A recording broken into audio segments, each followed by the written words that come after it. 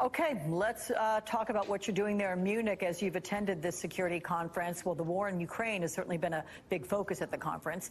What have you, sir, been hearing about any possible avenues towards an end to this war? And how does the prospect of Ukrainian forces attempting to retake Crimea factor into all of that?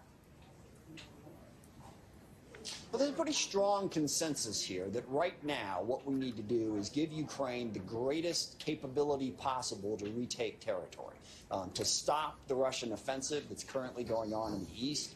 Basically a series of human wave attacks. We've heard the staggering statistics on casualties, Russians racking up as much as 1,000 killed and wounded in a day, just willing to sort of send their own troops into a meat grinder to try to advance basically inch at a time. That Ukrainians have to stop that, and then the tanks and fighting vehicles and other weapons that were given were designed to retake territory.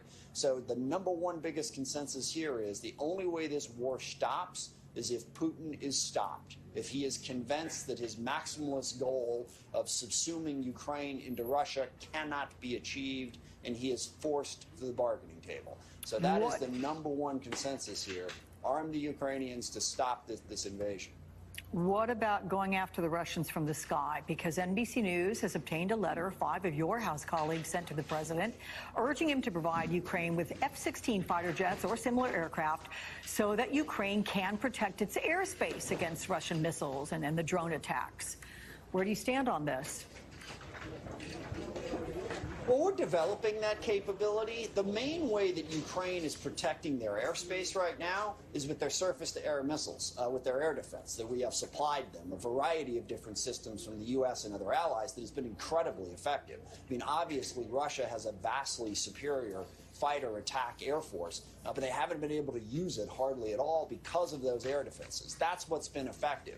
It has been the feeling in the West that F-16s in particular, a fourth-generation fighter, whereas the Russians have fifth-generation fighters, wouldn't be terribly effective. Now, we are developing new battle ideas where the F-16 could conceivably be used to shoot down incoming missiles, and that's a possibility that's being developed, and I'm in favor of giving the Ukrainians whatever will help them defeat the Russians in this fight. And the F-16 or other fighter jets are possible and something that is under serious consideration right now.